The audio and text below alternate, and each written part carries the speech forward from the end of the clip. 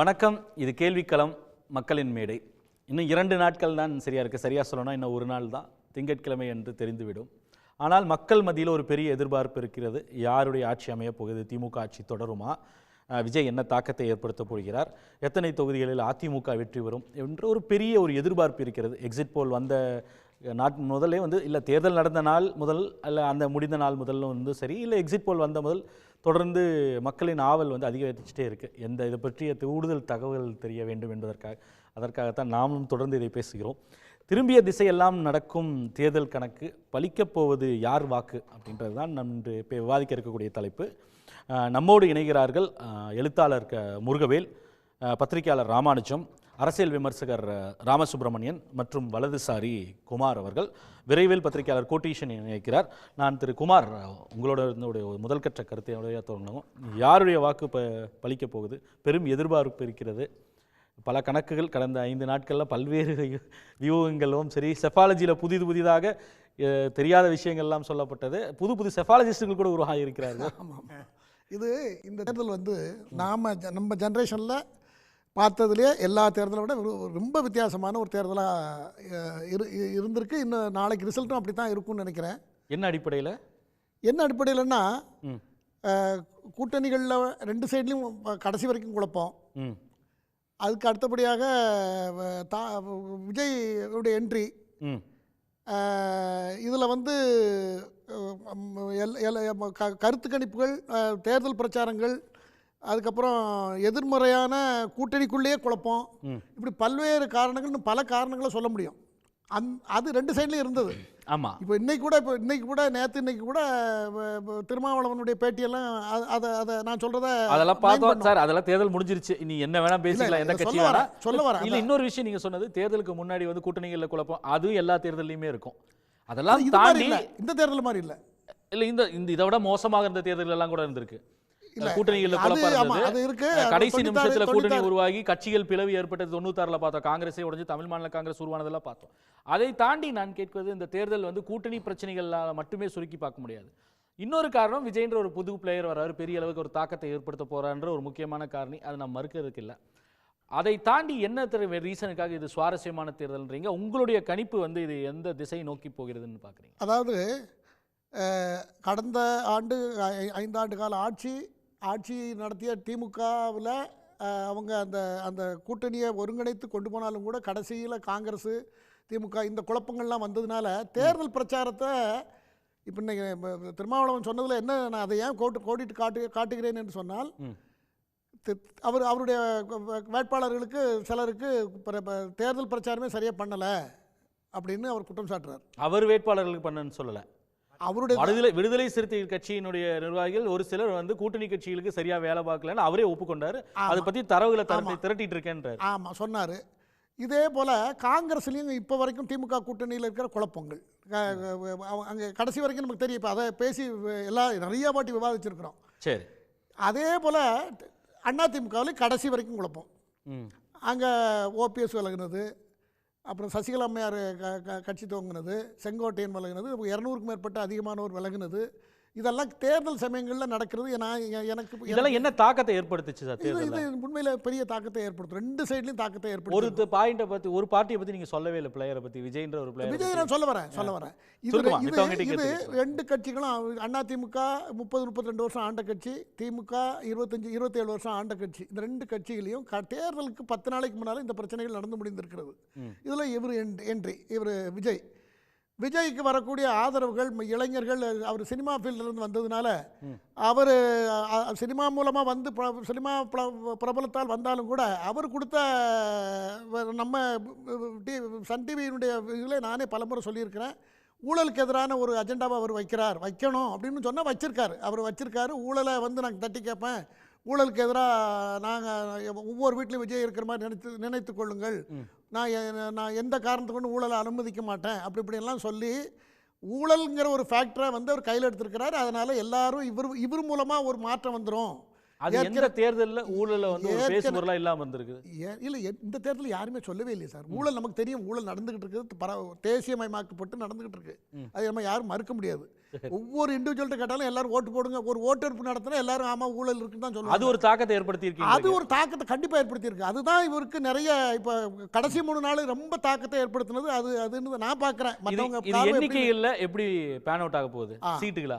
ஆமாம், சுருக்கமா அதில் 20% 20%, 18% 20%, 21% வரைக்கும் விஜய் எடுக்கிறதுக்கு வாய்ப்பு இருக்கிறது. அது சீட் ஆகுமா? அது ஆகாது, அதான் ஆகாது. 35% எந்த ஒரு தொகுதியில், எந்த தொகுதியிலாவது 35% தாண்டினார்னா அங்கே அவர் ஜெயிப்பார், எந்த கட்சியாக இருந்தாலும் சரி. இதுதான் கிரவுண்ட் ரியாலிட்டி. ஆனால் அவருக்கான வாய்ப்பு அந்த 30% தாண்டதுன்றது மிக குறைவாக. அதுக்கு வாய்ப்பு கிடையாது. நான் ஒரு தொகுதியில் கூடவா இல்லை?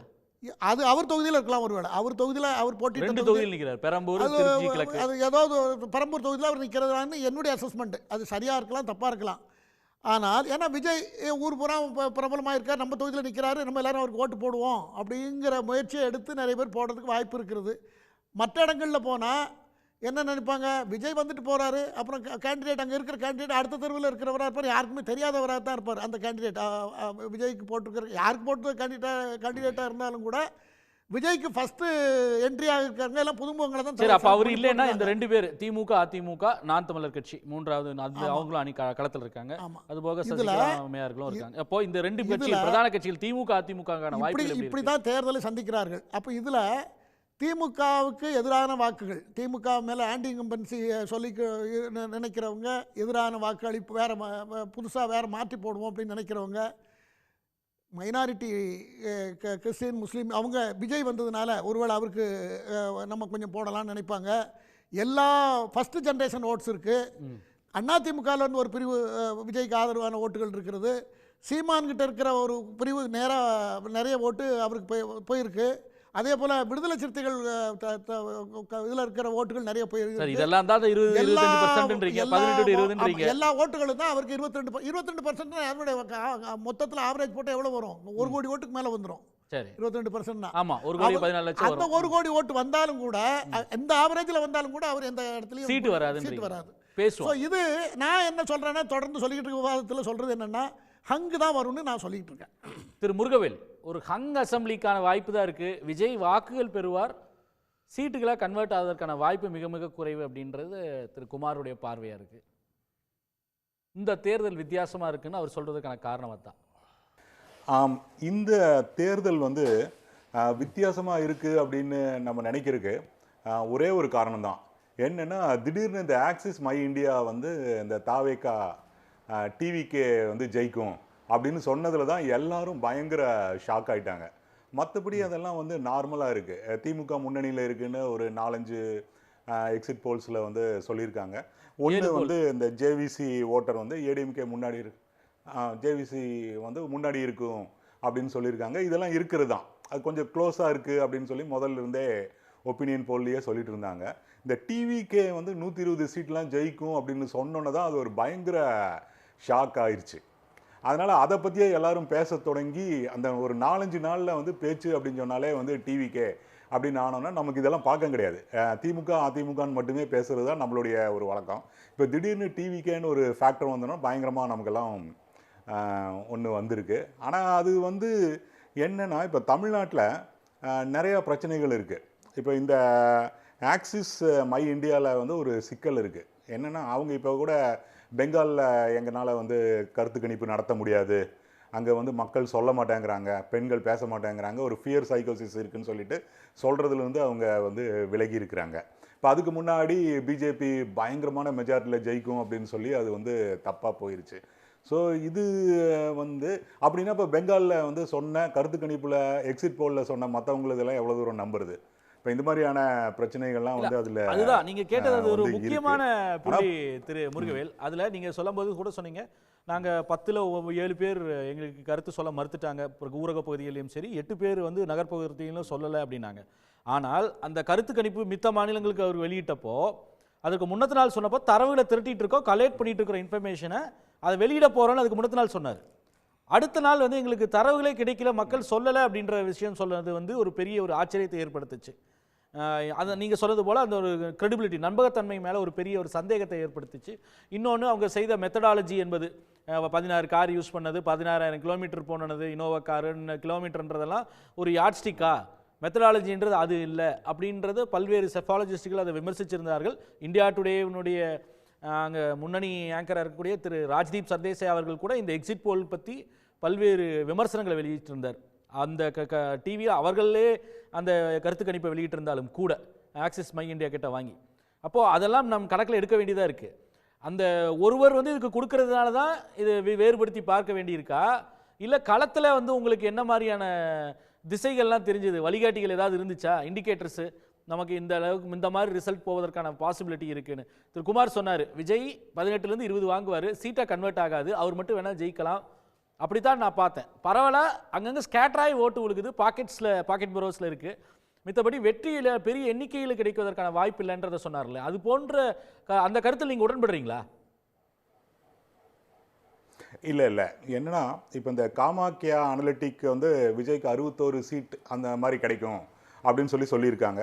அப்புறம் சாணக்கியா டிவியும் விஜய் வந்து 60 சீட் ஜெயிப்பாங்க அப்படின்னு சொல்லியிருக்காங்க. இவங்கெல்லாம் திமுக ஜெயிக்கும், ஆனால் விஜய்க்கு இந்த மாதிரி சீட்டு கிடைக்கிறதுக்கு வாய்ப்பு இருக்குது அப்படின்னு சொல்கிறாங்க.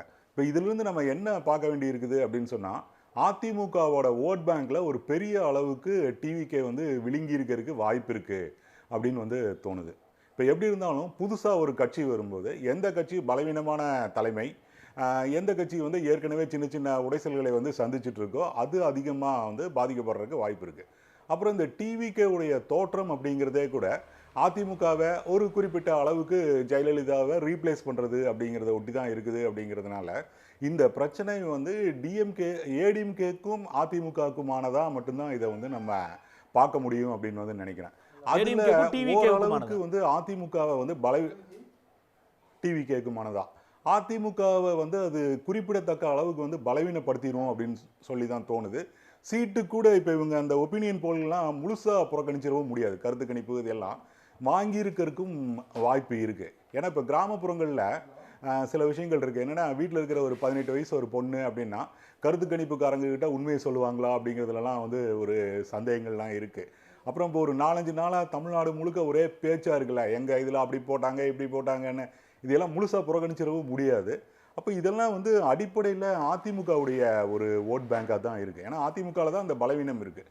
ஸோ சீட்டு வாங்குறதுக்கு கூட வாய்ப்பு இருக்குது. அவங்க ஒரு 18-20% வரைக்கும் வந்துட்டாலும் கூட சீட்டு வந்து சுத்தமாக 1, 2, 3, 5 அப்படின்லாம் சொல்லிட முடியாது. ஒரு டபுள் டிஜிட்டுக்கு வர்றதுக்கு வாய்ப்பு இருக்குன்னு தான் தோணுங்க எனக்கு.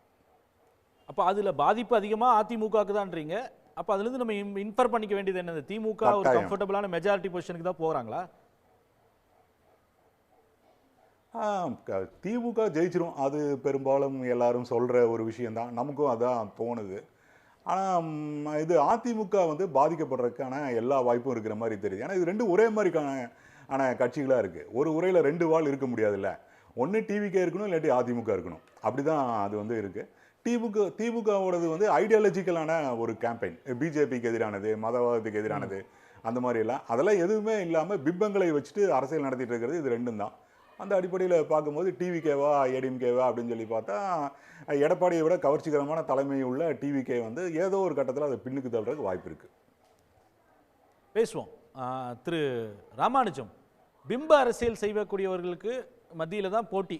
அது ஒன்று திரு விஜய் அவர்கள், இன்னொன்று எடப்பாடி பழனிசாமி அவர்கள். 2ஆம் இடத்துக்கு தான் போட்டி. டிஎம்கே கம்ஃபர்டபுளாக தான் வரப்போவதற்கான வாய்ப்புகள் தெரிகிறதுன்னு ஒரு விஷயத்தை சொல்கிறார். இன்னொன்று ஐடியாலஜிக்கல் ஃபைட்டை முன்னெடுத்தது வந்து அந்த ஒரே ஒரு கட்சி தான், திமுக கூட்டணி அப்படின்றதையும் ஒரு விஷயத்தையும் சொல்கிறார். ஏடிஎம்கேவை தான் வீக்கன் பண்ண போகுதா? போட்டி வந்து 2 செகண்ட் யார் வருவாங்கன்றதுக்குதானா? அதாவது போட்டி என்பதை விட விஜய் யார் வாக்குகளை பிரிப்பாருங்கிறதா இப்போ கேள்விக்குறியா இருக்கு. இந்த கேள்விக்குறிக்கு ஒரு நல்ல பதில் சொல்லணும் அப்படின்னா, விஜய் கண்டு திமுக பயப்படவில்லை என்றால் 0.45% இருக்கக்கூடிய தேமுதிகவுக்கு 10 தொகுதிகள் ஒதுக்கியிருக்க வேண்டாங்கிற கருத்து முன்வைக்கப்படுது. அது மட்டும் இல்லாமல் இன்னொரு விஷயத்தையும் நம்ம பார்க்க வேண்டியிருக்கு. மன்னார்குடியில் வந்து விடுதலை சிறுத்தைகளுடைய கட்சி தலைவர் திருமாவளவன் போட்டியிடுகிறார் என்ற தகவல் வெளியானவுடன் இந்த விஷயம், அதுக்கப்புறம் அவர் வித்ட்ரா பண்ணார், அது வேற விஷயம். நான் எலெக்ஷன்ல நிக்கல, சிலருடைய திமுகவுக்கு வேண்டி இல்ல என்னங்க காட்டுமன்னார் கோயில். ஹலோ கார்த்தி, இல்ல காட்டுமன்னார் கோயில், காட்டுமன்னார் கோயில்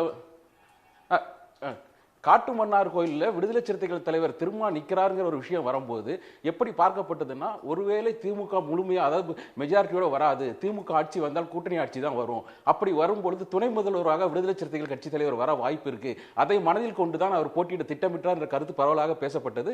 அதுக்கு மறுப்பு தெரிவிச்சிருந்தார் திருமாவே, அது வேற விஷயம். ஆனால் திருமாவுக்கு இப்படி ஒரு எண்ணம் வந்திருந்து அப்படி இல்லை என்று அவர் மறுத்து தெரிவித்திருந்தாலும் அவர் வித்ட்ரா பண்ணிருக்க கூடாது. அப்படிப்பட்ட எண்ணெல்லாம் இல்லைங்க, நான் ஒரு நல்ல சட்டமன்றத்தில் பணியாற்ற தான் வந்திருக்கிறேன் அப்படின்னு சொல்லி கடைசி வரைக்கும் சட்டமன்ற தேர்தலில் போட்டியிட்டு இருந்தால் இந்த சந்தேகம் வராது. ஆனால் திமுகவுக்கு அந்த அச்சம் வரப்பே தான் கடைசி நேரத்தில் மூத்த பத்திரிகையாளர்கள் சிலர் பெயரெல்லாம் அடிபட்டன. ஹிந்துவோட என்றாம் போன்றவர்கள்லாம் பேச்சுவார்த்தை நடத்தி அதன் மூலமாக தான் திருமா வந்து அந்த முடிவை மாற்றிக்கொண்டார் எல்லாம் வெளியில் பூசகமாக பேசப்பட்டது. அது எந்த அளவுக்கு உண்மை என்பது தெரியாது. ஆனால் எது எப்படியோ அவர் போட்டியிடவில்லை. திமுகவிற்கும் அந்த அச்சம் இளைய பெருமாளுக்கு காங்கிரஸ்ல இருந்து கூட்டு வந்து அவரை நிக்க வச்சுட்டார், அதெல்லாம் முடிந்து போயிடுச்சு. இப்ப பேச்சு வந்து விடுதலை சிறுத்தைகள் ஓட்டுகளை வந்து முடிஞ்சு போனது இல்ல.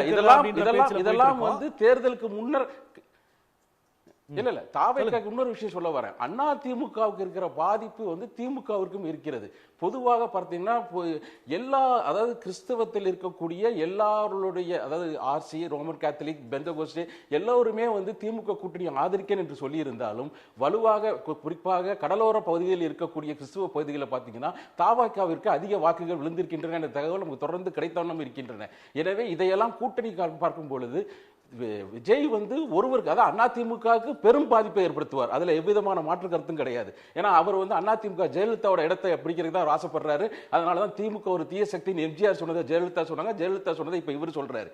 ஆனா அதுல எந்த விதமான மாற்று கருத்தும் கிடையாது. இதே நேரத்தில் இப்பொழுது வந்து அவருடைய நோக்கம் என்பது எல்லா இடத்துலையும் ஓட்டு வாங்கணுங்கிறது. இது மட்டும் இல்லாம இப்ப வந்திருக்கக்கூடிய நம்ம எல்லாரும் சொல்லக்கூடியது எக்ஸிட் போல வச்சு, எக்ஸிட் போல என்ன தவறு நடந்திருக்கான்னு நினைக்கிறேன்னா, நான் ரெஸ்பான்ஸ் பயாஸ், அதாவது வாக்கு யாருக்கு அளித்தேன் என்பதை வெளியே பலர் சொல்ல மறுத்திருக்கலாம். அதனுடைய வெளிப்பாடு தான் ஒரு எல்லா இடத்துலையும் பார்த்தீங்கன்னா ஒரு சரியான தெளிவான நிலைப்பாடு இல்லை. இது மட்டும் இல்லாமல் 2016 சி ஓட்டர்ஸ் மட்டும் தான் சொன்னாங்க அதிமுக ஆட்சி வரும்னு, மீது எல்லாருமே திமுக ஆட்சி என்று கூறினார்கள். ஆனால் அன்று அது நடைபெறவில்லை. அப்படி இருக்கும்பொழுது அன்று எல்லோரும் சி ஓட்டர்ஸ் பயங்கரமா கிரிட்டிசைஸ் பண்ணாங்க. கடைசியில் சி ஓட்டர்ஸோட தான் கரெக்டா இருந்தது. இந்த மாதிரி அது மாதிரி 2019 400 சீட்டுகளுக்கு மேல பிரதமர் மோடி தான் வருவார், பாஜக தான் பெரும் அறுதி பெரும்பான்மையோடு பாஜக ஆட்சி அமைக்கணும். ஆனா 240 தொகுதிகள் மட்டும்தான் பாஜக வென்றது. இதையெல்லாம் பார்க்கும் பொழுது ஒட்டுமொத்தமாக தாவேக்கா யாருடைய வாக்கை பிரித்திருக்கிறது என்பது ஓட்டுப்பெட்டியை திறக்கும் பொழுதுதான் தெரியுமே ஒழிய அதுவரை மர்மமாக தான் இருக்கும். கார்த்தி, இல்ல அது எல்லாருக்கும் பொருந்தும். யார் எவ்வளவு வாங்க போறாங்க, எப்படி எடுக்க போறாங்கன்றது இவிஎம் ஓபன் பண்ணி பட்டன் அமுத்தினா தான் தெரியும். இல்ல நீங்கள் சொல்றது ஒரு 2 விஷயம் சொல்றீங்க இல்லையா, கடலோர பகுதிகளில் இருக்கக்கூடிய கிறிஸ்துவர்கள் ஓட்டுகளை வந்து தாவேக்கா கணிசமாக பெறுதுன்னு சொல்லக்கூடிய கருத்தாகட்டும், இல்லை அதிமுக வாக்குகளை தான் வந்து அவர் குறிவிக்கிறாங்க. இதில் ரெண்டுக்கும் வந்து அதில் ரெண்டும் வந்து ஒரு கன்சென்சஸ் இருக்கா? அதில் வந்து நம்ம இப்போ வேறுபடுத்தி பார்க்கணுமா? ஏன்னா இது வரைக்கும் அது பெரும்பான்மையாக யாருக்கு போன ஓட்டுன்றதுல ஒரு கேள்வி, அவர்கள் அதிமுகவுக்கெல்லாம் போடவே இல்லையா அப்படின்ற ஒரு கேள்வி. 2021 பாஜகவால் இருந்ததுனால அது திமுகவுக்கு தான் வந்துச்சா அப்படின்ற ஒரு கேள்வி எழும். இன்னொன்று எஃப்சிஆர்ஏ பில் ஆகட்டும், இல்லை பஜ்ரங் தள் ஆர்எஸ்எஸ் வந்து கிறிஸ்துமஸ் அன்று சிறுபான்மையினர்கள் மீது கிறிஸ்துவர் மீது நடத்திய தாக்குதலுக்கெல்லாம் பெரிய அளவுக்கு குரல் கொடுக்காத ஒரு விஜயை என்ன காரணத்தினால் வந்து இவர்கள் ஐடென்டிஃபை பண்ணி போய் இவருக்கு வந்து ஆதரவு அளிக்கணும்னு சொல்லி பண்றாங்க அப்படின்ற ஒரு கேள்வி எழுதில்ல. அதுல அது இருக்கக்கூடிய அந்த இன்ட்ரீகிங் குவெஸ்சனுக்கான பதில் இல்ல ஒரு விஷயம் சொல்லிடுறேன்.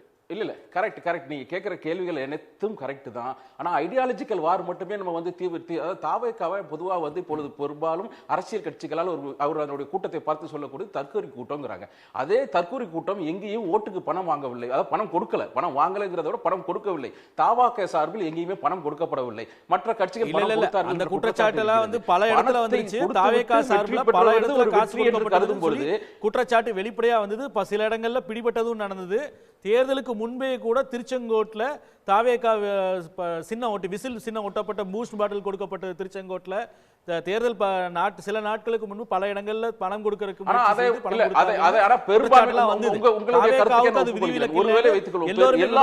கொடுக்கக்கூடிய அளவுக்கு அந்த வேட்பாளர்கள் இருந்தார்களா? இல்ல நீங்கள் பணம் கொடுக்கக்கூடிய அளவுக்கு வசதியான வேட்பாளர்கள் தாவேக்காவில் இருந்தார்களா என்று பொதுமக்களிடம் கேட்டால் பொதுமக்கள் பதில் சொல்லுவார்கள். உண்மையிலே தாவேக்காவில் பணம் கொடுக்கிற அளவுக்கு வசதி படைத்த வேட்பாளர்கள் இருக்காங்க. நீங்களே அதை ஒப்புக்கொள்வீங்க. தாவேக்கால எவ்வளவு வசதி படைத்த வேட்பாளர்கள் இருக்காங்கன்றாங்க, உங்களுக்கே தெரியும். திருச்செங்கோடு வேட்பாளரோ இல்ல வில்லிவாக்கம் வேட்பாளர்கள் கொடுத்தாங்கன்ற குற்றச்சாட்டை நான் சொல்ல. ஆனால் அப்புறம் ஒரு பல முக்கியமான இடங்களில் கடைசி ஒரு தாவேகா கருத்தை வேட்பாளர்கள் சொல்லிடுறேன் ஓட்டுக்கு கார்த்தி பணம் கார்த்தி அதுக்கு முன்னாடி ஒரு கொடுத்தாங்கன்ற முக்கிய குற்றச்சாட்டு கருத்தை சொல்லிடுறேன். இல்ல கார்த்தி கார்த்தி ஒரே நிமிஷம் முக்கியமான கருத்தை சொல்லிடுறேன். எல்லாரும் சொல்றாங்க 26% வந்துதான் டிவிக்கே வாங்குவோம், அதுக்கு மேல வந்துச்சுன்னா கண்டிப்பா வந்து அந்த ஓட்டு வங்கி தான் வாங்குங்க. 2006ல திமுக வாங்கிய வாக்கு வங்கி 26.50% மட்டுமே. 2006ல தலைவர் வந்து சிஎம் இருக்கும்போது மைனாரிட்டி கவர்மெண்ட், அது மைனாரிட்டி கவர்மெண்டா இருந்தாலுமே அன்னைக்கு திமுக ஆட்சி இருக்கிறதுலேயே தமிழ்நாடு அரசியல்ல பேரறிஞர் அண்ணா காலத்திற்கு அப்புறம் பாத்தீங்கன்னா குறைவான ஒரு ஓட்டு வாங்கி ஆட்சி அமைத்த ஒரே ஆட்சினா அது 2006 ஆட்சி. அப்பொழுது வாங்கப்பட்ட வாக்கு வந்து பெர்சன்டேஜ் பாத்தீங்கன்னா 26.50 மட்டும்தான். எனவே இந்த வாக்கு வங்கியை வைத்து ஆட்சி அமைக்க முடியாது என்பதெல்லாம் இப்பொழுது, ஏன்னா அப்ப வந்து இருமுனை போட்டி, இப்ப அப்படி இல்ல 4 முனை போட்டி. நினைக்கிறேன் நீங்க சொல்லக்கூடிய 2006-11 பீரியட்ல காங்கிரஸ்க்கு 34 சீட்டு திமுக கூட்டணியில இருந்துச்சு. அதே போல வந்து பாமக அன்னைக்கு திமுக கூட்டணியில இருந்து அவர்களுக்கு 18 எம்எல்ஏக்கள் இருந்தாங்க. நீங்க மொத்தமா திமுக கூட்டணியா கணக்கு போட்டீங்கன்னா அவங்க 150 சீட்டுக்கு மேல அன்னைக்கு வெற்றி பெற்று இருந்தாங்க.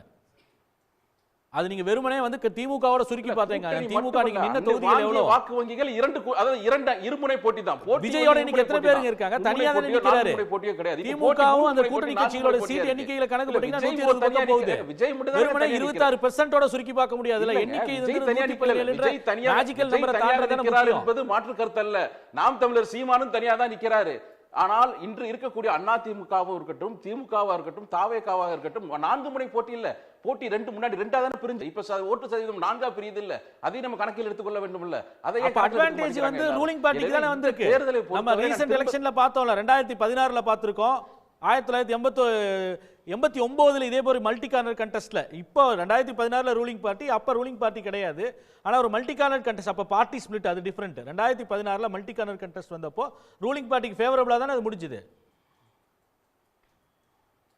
2016ல ரூலிங் பார்ட்டிக்கு ஃபேவரா முடிஞ்சுன்னு சொல்ற அதே கருத்து கணிப்புல தான் நான் என்ன சொல்றேன்னா, சி ஓட்டர்ஸ் மட்டும் தான் சொன்னாங்க. அப்பொழுது வந்து கருத்து கணிப்புகள் எல்லாமே மாற்றி அமைஞ்சன. எனவே பல குழப்பங்கள் இருக்கு. அன்னைக்கு வந்து அதிமுகவுடைய ஓட்டு சதவீதம் மட்டும் 33%. 2016ல அவங்களுடைய கட்சி, அதாவது அதிமுக வாக்கு சதவீதம் செதறல. மக்கள் நல கூட்டணியினால திமுக படாத பாடுபட்டது என்ற கருத்துக்கள் எல்லாம் பரவலா பேசப்பட்டது. அது மட்டும் இல்ல, மாற்றம் முன்னேற்றம், அன்புமணி ஒரு புது ஸ்லோகன் சொல்லி எலெக்ஷனை தேர்தல் சந்திச்சாரு. பல்வேறு இடங்களில் ஓட்டுகள் சிதறப்பட்டதுன்னா தேமுதிக கூட்டணிக்கு வரும்னு எதிர்பார்த்தாங்க. கடைசி நேரத்தில் அது வரல. இது போன்ற பல்வேறு காரணங்கள் இருக்கின்றன. ஆனா இப்பொழுது அப்படிப்பட்ட ஏதாவது ரீசன்ஸ் லாஸ்ட் மினிட்ல பாத்தீங்கன்னா அதிகமா பதற்றப்பட்ட கட்சிகள் பாத்தீங்கன்னா எல்லா கட்சிகளுமே, தாவேக்காக மட்டும் இந்த பதற்றம் இல்லாம இல்ல. தாவேக்கா காங்கிரஸ் வராதான்னு காத்திருந்தாங்க. எலவு காத்த கிளி மாதிரி தாவேக்கா காத்திருந்தாங்க, தங்க கூட காங்கிரஸ் வராதா அப்படின்னு. காங்கிரஸ் வரலன்னா பரவாயில்ல, வரலன்னு அப்படி விட்டுறலாம். உண்மையான காங்கிரஸார் எங்களோட தான் கூட்டணியில் இருக்கிறார்கள் என்று விஜய் பேசினார். இந்த அளவுக்கு இருக்கக்கூடிய காரணம் என்னன்னா, எல்லோருக்கும் அந்த ஆசை இருந்தது, நாங்கள் வந்து விடலாம், நாங்கள் வந்து விடலாம். ஏன்னா வெற்றிடம் என்பது இப்பொழுதும் இருக்கிறது என்று எல்லா கட்சிகளும் நம்புகின்றன. தலைவர் கலைஞர் மறைந்ததுக்கு பிறகு, ஜெயலலிதா அம்மையார் மறைந்ததுக்கு பிறகு இன்னமும் வெற்றிடம் தமிழகத்தில் இருக்கின்றன எல்லா கட்சிகளும் நம்புகின்றன. 2018 இருந்து தொடர்ந்து 5 தேர்தல்ல வந்து 2019 பார்லிமெண்ட், ரூரல் லோக்கல் பாடி, அதற்கப்புறம் 2021 சட்டமன்ற தேர்தல், urban local body, 2024 parliament election எல்லாத்துலயுமே ஸ்டாலின் வெற்றி பெற்றாரு. இன்னைக்கு அவரை மேட்ச் பண்றதுக்கு லீடர் இல்லைன்றதா ஒரு விமர்சனமா வைக்கப்படுது. நீங்க வந்து இன்னும் வெற்றிடம்ன்றது சொல்றது என்ன? எதிர்க்கட்சியில வந்து அவருக்கு இணையான ஒரு தலைவர்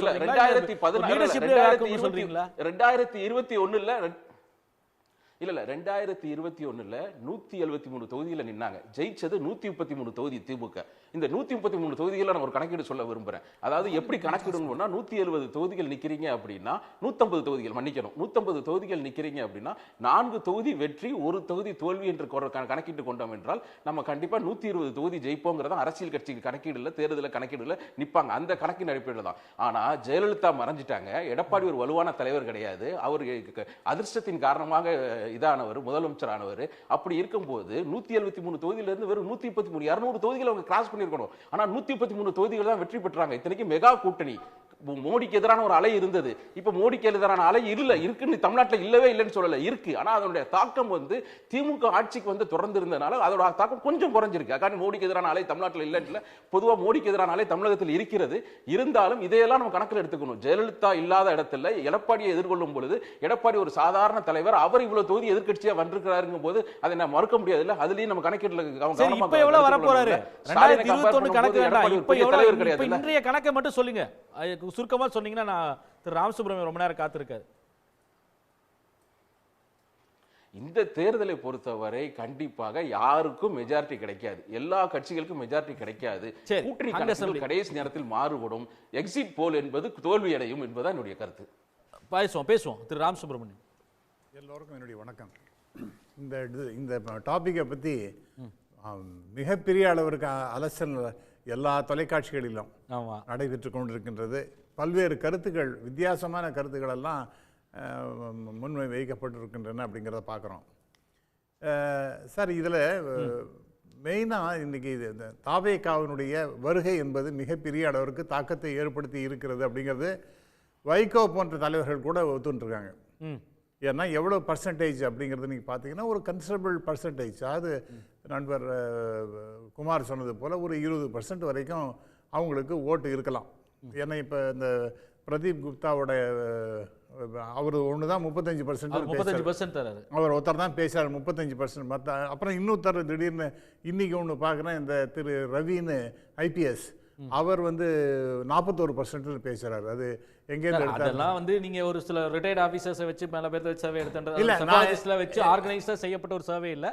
நம்ம இதுக்குள்ளேயே வருவோம். இல்லை நான் எதுக்கு நான் சொல்கிறேன்னா, இன்றைக்கி ஏன் இதை சொல்கிறேன்னா, நம்ம கார்த்தி சிதம்பரம் அவர் இன்னைக்கு சொன்னார்னா எக்ஸிட் போல் இன்னைக்கு இப்போ யாரெல்லாம் கண்டக்ட் பண்ணுறாங்களோ அது ஒரு குடிசை தொழில் மாதிரி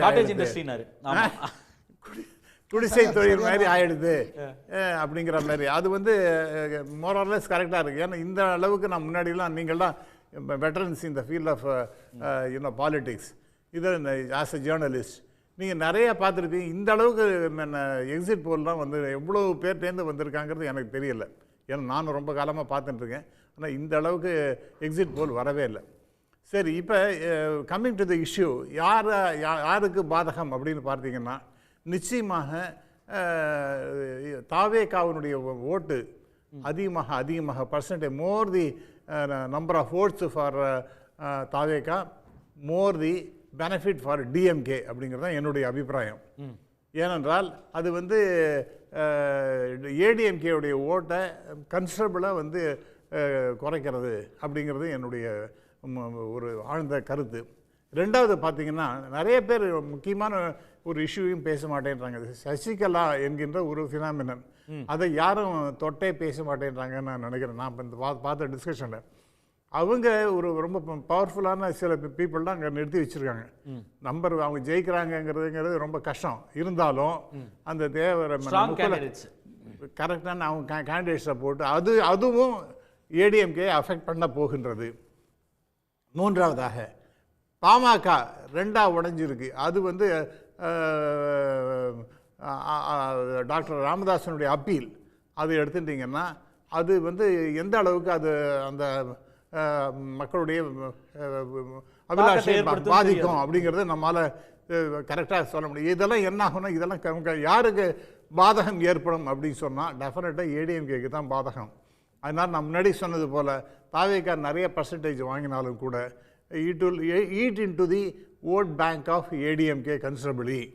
நான் அதனால் டிஎம்கே ஒன்றும் அப்படியே இன்டாக்டாக இருக்குன்னு நான் சொல்ல வரல. எல்லோரும் அக்ராஸ் த போர்ட் எல்லா பார்ட்டியும் அவங்க கொஞ்சம் இழுத்துருக்காங்க. அதில் ஒன்றும் சந்தேகமே கிடையாது. யங்ஸ்டர்ஸ் இழுத்துருக்காங்க, புதிய வாக்காளர்களை இழுத்துருக்காங்க, அதெல்லாம் ரைட்டு. கிறிஸ்டியன்ஸ் நிறைய பேர் இழுத்துருக்காங்க, இதெல்லாம் நான் சொல்லவே இல்லை. ஆனால் இது எப்படி ரியலாக பார்த்தீங்கன்னா ஏடிஎம்கேனுடைய ஓட்டு தான் அதிகமாக போகும். அதனால் அப்படி வர்றது அப்படின்னு சொன்னால் டெஃபினட்டாக இது ஹங் அசம்பிளியாக இருப்பதற்கு வாய்ப்பே இல்லை என்று நான் கருதுகிறேன். இது it is going to be success for DMK அப்படின்னு தான் நினைக்கிறேன். அது எவ்வளோ அப்படின்னு பார்த்தீங்கன்னா இட் இஸ் பெட்வீன் 140 and 160 அப்படிங்கிறது என்னுடைய மதிப்பீடாக இருக்கின்றது. அவங்களுக்கு குறைஞ்சது நான் சொல்கிறது இந்த அளவுக்கு இருக்கும் நான் நம்புகிறேன். ஆகவே இன்னைக்கு இருக்கக்கூடிய இந்த போல் அதை பற்றி நாம் பேசும்பொழுது நிச்சயமாக பெரிய அளவிற்கு பாதிப்பு அப்படிங்கிறது ஏடிஎம்கேக்கு தான் இருக்கும். தாவேகா ஒரு சிக்னிஃபிகண்ட் ஃபோர்ஸாக மாறுகின்றது. இன்னும் நான் ஒரு படி மேலேயும் போய் சொல்லுகிறேன். மேக்சிமம் ஓட்டு இந்த டிவிகேவை பொறுத்த வரைக்கும் இந்த தேர்தலில் தான் இருக்கும். இட் ஹஸ் பீக்ட் அப்படிங்கிற இந்த பீக்கே இந்த சமயத்தில் ரீச் ஆகிடுதுன்னு நான் நினைக்கிறேன். இனிமேல் இந்த அளவுக்கு ஒரு சர்ஜ் டிவிக்கு இருக்குமான்னு எதிர்காலத்தை சொல்லவே முடியாது. அதனால் இது மேக்ஸிமம் எவ்வளோ முடியுமோ அந்த அந்த ஒரு உச்சத்தை தொட்டுருச்சு தாவேகா அப்படின்றீங்க. உச்சத்தை தொட்டுருச்சு. சர்ஜை எவ்வளோ மேக்ஸிமம் முடியுமோ அது வந்துடுது. அடுத்த தேர்தலில் இந்த அளவுக்கெல்லாம் இருக்கும் என்று நான் நம்பவில்லை. So in nutshell once again more the number of votes for TVK, more the number of votes, seats for DMK. It is as simple as that. கோட்டி அது அதிகமாக அதிமுக வாட்டு எடுக்கிறாரு. அவர் வாக்கு மேலே போக போக திமுக சீட்டுகள் அதிகமாகும் அப்படின்றது தான் 2-3 பேர் ஒத்துக்கொள்ளக்கூடிய சார். இருக்கிறது எல்லாமே யதார்த்தமாக சாத்தியம் எதுன்றத பேசுகிறாங்க.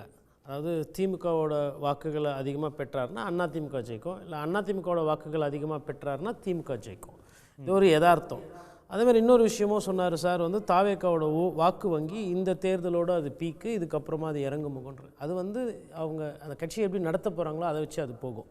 ஒருவேளை அவர் வந்து கல அரசியல் வீட்டுக்குள்ளேயே இருந்து பனையூர்லேயே இருந்து அரசியல் பண்ணாமல் வெளியில் வந்து ஒரு கூட்டணி அது போல் எதனா ஒன்று அமைச்சார் அப்படின்னா அந்த வாக்கு வங்கி கூடும்.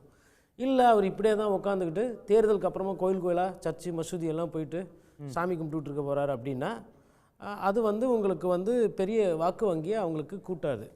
இது ரெண்டாவது விஷயம். இல்லை ரொம்ப ஒரு முக்கியமான ஒரு விஷயம் என்னன்னா, இன்னும் ஒரு 2 நாளில் நமக்கு வந்து நிறைய விஷயங்கள் வந்து தெளிவாயிடும். அதில் என்ன தெளிவாக போகுது அப்படின்னா, எந்தெந்த கட்சிக்கு எவ்வளோ வாக்கு.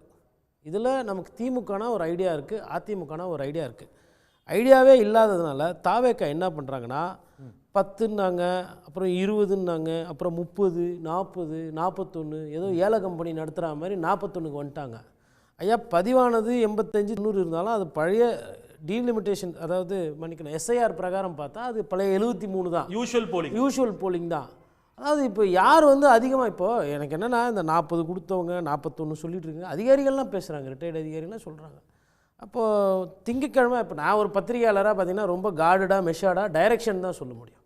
அதாவது திமுக ஆட்சி தக்க வைக்கலாம், ஒருவேளை மக்கள் கோவப்பட்டாங்கன்னா அதிமுக ஆட்சிக்கு வரும் அப்படின்றது நான் வரும். பட் சம்மந்தமே இல்லாமல் தாவேக்கா வருது, கேட்குறவங்கலாம் தாவேக்கா கூட்டு. இப்போ என்னென்னா அது ஃபேஷன் ஆகி போச்சு. யாருக்கு ஓட்டு போட்டிங்கன்னா தாவேக்கா. ஆஃபீஸில் மேனேஜர் பிடிக்கல, அவர் வெறுப்பேற்றமா தாவேக்கா கூட்டு போட்டேன். பிரின்சிபல் வந்து ரொம்ப டயர்டாக்குறாரு அப்படின்னா நான் மாஸ்டர்ஸ் பண்ணுறேன்னா என்னப்பா அப்படின்னா தாவேக்கா. முந்தானத்து ஒரு கோயம்புத்தூரில் ஒரு பேராசிரியர்கிட்ட பேசிகிட்டு இருக்கிறேன். வகுப்பில் மாணவர்கள் பேசிகிட்டு இருக்காங்க, ஒரு பெண் மாணவியும் மாணவரும்.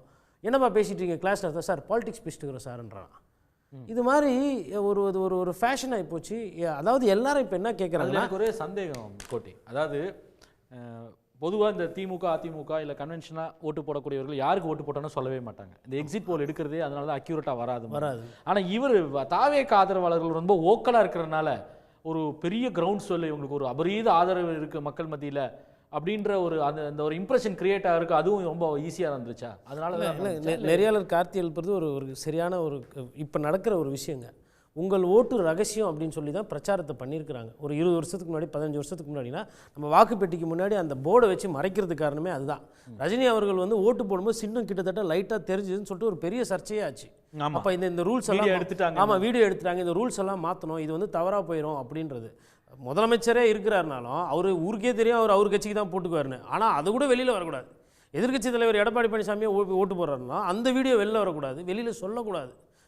இவங்க யாருமே வந்துட்டு நான் திமுக தான் ஓட்டு போட்டேன் என்னைக்குன்னா சொல்லி பார்த்துருக்கிறீங்களா? அப்போ அந்த குறைந்தபட்ச தேர்தல் நேரத்தில் ஒரு எப்படி நடந்துக்கணும், தேர்தலில் எப்படி இது பண்ணுன்றதா இருந்தது. இப்போ இவங்க எவ்வளோ முரண் பண்ணியிருக்கிறாங்க, இல்லை எவ்வளோ வந்து ஒரு முன்னுதாரணம் இல்லாத விஷயங்கள் பண்ணியிருக்காங்கன்னா, தொகுதியாக போய் பிரச்சாரம் பண்ண மாட்டேன், வீடு வீடாக போய் ஓட்டு கேட்கணும்னு அவசியம் இல்லை, என் வேட்பாளர் அறிமுகப்படுத்தணும்னு அவசியம் இல்லை, குழந்தைகளை தேர்தலில் விருப்பப்பட்டவங்க சொல்லலாம். சட்டத்தில் அப்படி ஒன்றும் இடம்லாம் கிடையாது. நான் விருப்பப்பட்டா யாருக்கு வாக்களிச்சுன்னு சொல்லலாம். ஆனால் எனக்கு விருப்பம் இல்லாமல் நான் வெளியே சொல்லாம இருக்கும்போது நீங்க வீடியோ எடுக்கிறதா தவறு. நான் யாருக்கு வாக்களிச்சேங்கிறத மூன்றாவது ரகசியத்தை காக்கணும். ஓட்டு போட்டேன்றது சொல்றதுல பாரு இல்ல, அது புறம்பான செயல்லாம் கிடையாது கோட்டீஸ்வரன். சார் இருங்க சார், நான் பேசிக்கிறேன் சார். அதாவது சட்டத்துக்கு புறம்பா அப்படின்லாம் கிடையாது. உங்கள் ஓட்டு ரகசியம்ன்றது சட்டத்தில் இருக்கு. அதை வெளிப்படையாலாம் அப்படிலாம் பண்றது கிடையாது. இன்னொன்னு வாக்களித்தங்கிறது சொல்லக்கூடாதுன்னு எந்த சட்டத்திலும் இடம் கிடையாது, சொல்லலாம் சார். அதனாலதான் எக்ஸிட் போல் நடத்துறாங்க சார். எக்ஸிட் போல் இருங்க சார், நான் பேசி முடிச்சுக்கிறேன் சார். சரி, முடிச்சிட்டோம் நம்ம. அதாவதுங்க, ஊரில் வந்து ஆல்ரெடி சாதி பிரச்சனை மத பிரச்சனை நிறைய இருக்குங்க. எதுக்கு இதெல்லாம் வெளியில் சொல்ல மாட்டாங்க? எத்திக்கலாக சொல்கிறேன். எதுக்கு வெளியில் சொல்ல மாட்டாங்கன்னா, இது சொன்னால் தேவையில்லாத பிரச்சனை. போனால் ஓட்டு போட்டால் யார் மக்கள் தீர்ப்பு மகேசன் தீர்ப்பு.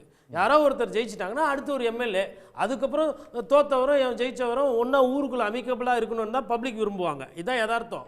நீங்கள் அதை பெருசாக பேச போகிறீங்கன்னா இன்னொன்று, நான் சட்டப்படி தப்புன்னு சொன்னது குழந்தைகளை ஈடுபடுத்தக்கூடாது தேர்தலில். அது வந்து 2024 பிஐபி மூலமா ஒரு சர்க்குலர் எலெக்ஷன் கமிஷன் 0 டாலரன்ஸ்னு சொல்லியிருக்காங்க. நான் அதை தான் சட்டத்துக்கு போகிறோன்னு சொல்கிறேன். அதையும் சொல்கிறேன். அதே மாதிரி இந்த ஓட்டு போடுறத நியாயப்படி இது எதுக்கு தேவையில்லாததுன்னு சொல்ல மாட்டாங்க.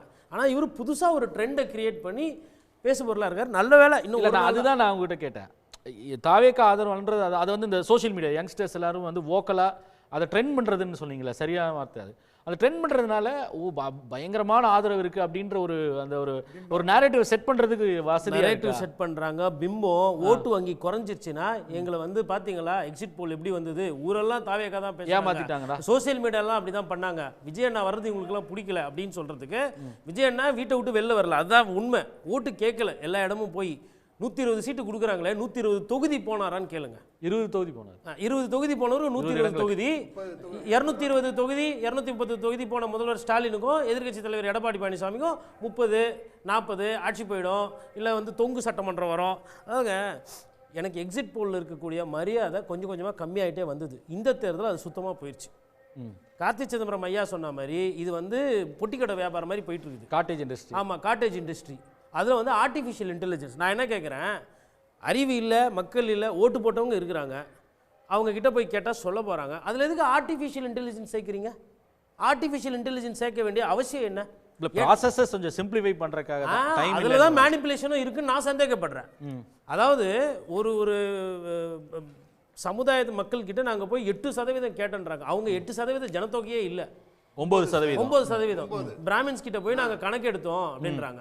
அதில் வந்து என்ன மகாராஷ்டிரா டேட்டா எடுத்து இங்கே போட்டுட்டீங்களா, இல்லை வெஸ்ட் பெங்கால் டேட்டா எடுத்து இங்கே போட்டிங்களா? அப்போ இதெல்லாம் வந்து ஒரு ப்ராப்ளம் தானே. அதுக்கப்புறம் ஏஜ் வயசு சார், அதாவது நம்ம இதுக்கு மேலே அது பேசுறதை விட இன்னும் 2 நாளில் உண்மை தெரிஞ்சு போயிடும், தெரிஞ்சு போயிடும். ஆனால் இந்த சத்தம் இருக்கு பாருங்க, எப்பப்பா இந்த பக்கம் திரும்பினா தாவேக்கா, அந்த பக்கம் திரும்பினா விஜயண்ணா முதலமைச்சர் ஆயிட்டாரு. அதுவும் அமைச்சர் யாருன்னு டிஸ்கஸ் பண்ணுறாங்க.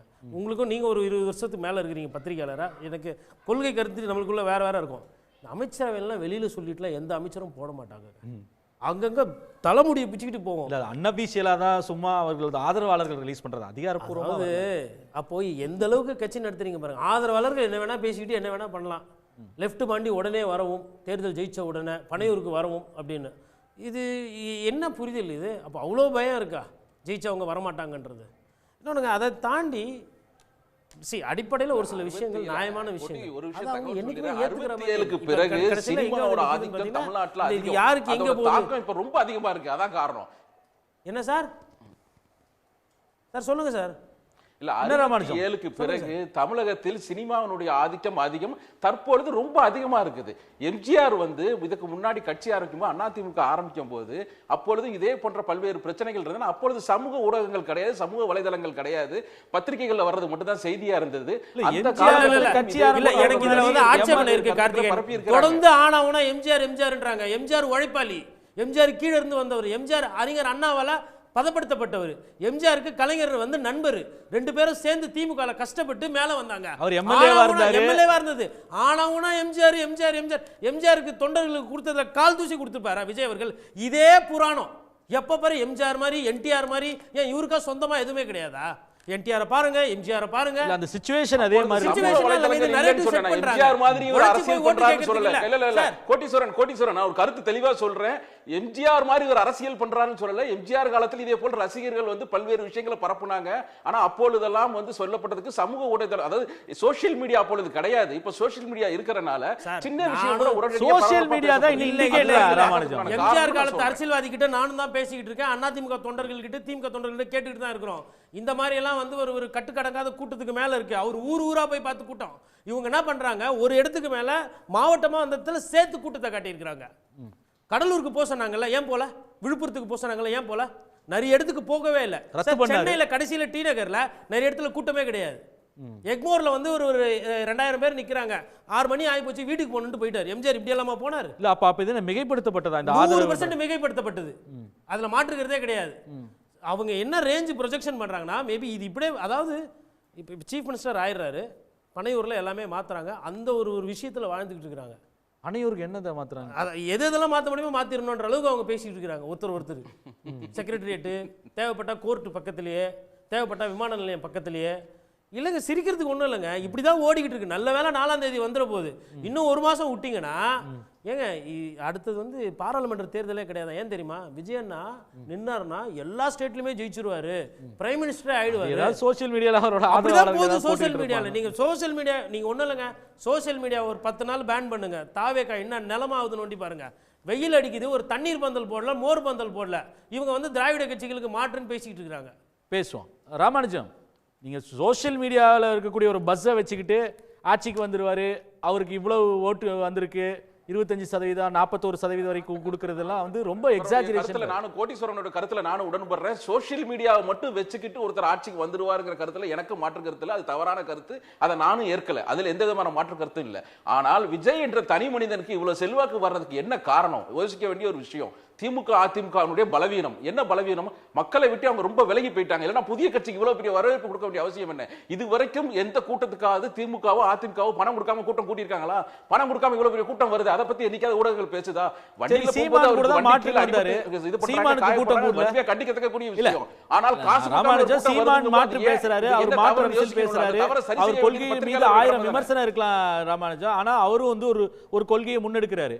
அவரும் தானே மாற்று வைக்கிறார். ஏன் அவருக்கு கூட்டம் வரல? திமுக அதிமுகவுடைய அரசியல் மீது தான் அவ்வளவு விரக்தி இருக்கு மக்களுக்கு அப்படின்னா அவர்கிட்ட போயிருக்கணும்ல. அவரோட அதிகபட்சம் 8% தானே வந்தாரு. அரசியல் மட்டும் சொல்லலாமா? கட்சிகள் கொண்டு வந்ததோடைய இல்ல எக்ஸ்டென்ஷன், அதாவது திராவிட கட்சிகளோட எக்ஸ்டென்ஷன் தான் விஜய். திராவிட கட்சிகளுடைய சினிமாவுடைய என்ன மாற்று? நான் கேட்கறது என்ன மாற்று? விரக்தி வந்துருச்சு அப்படின்னா அப்ப என்ன மாற்று?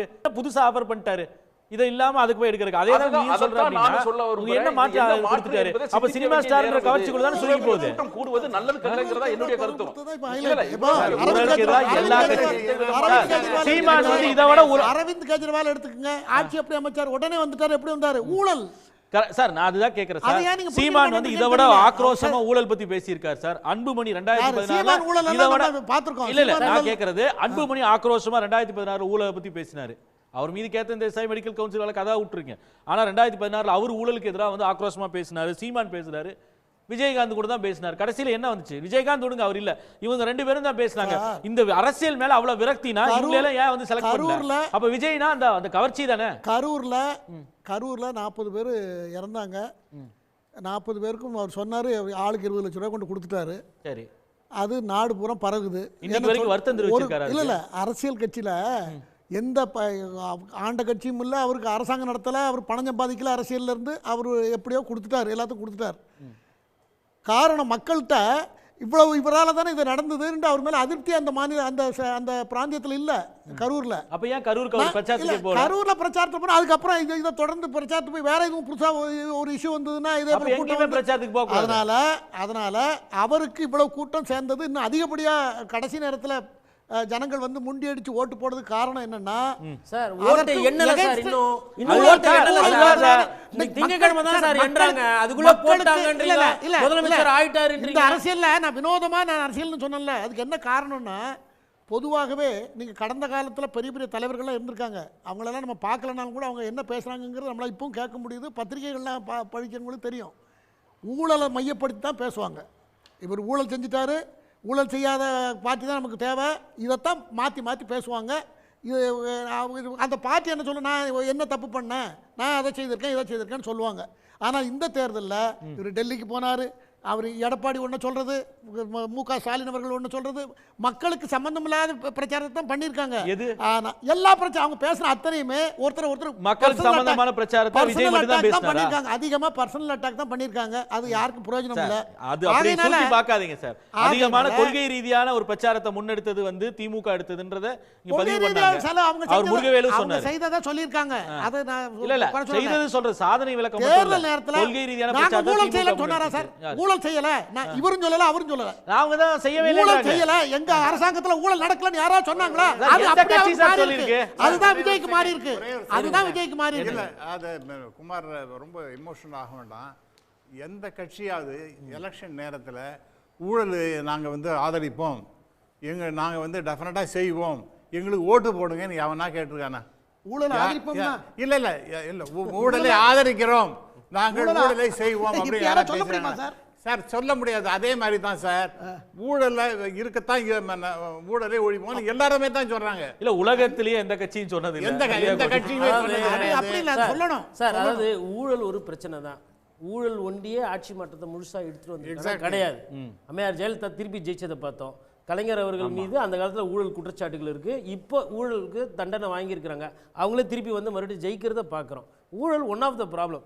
100% நாம் தமிழர் கட்சி அண்ணன் சீமான் வந்து விஜயை விட அரசியல்வாதி. 100%.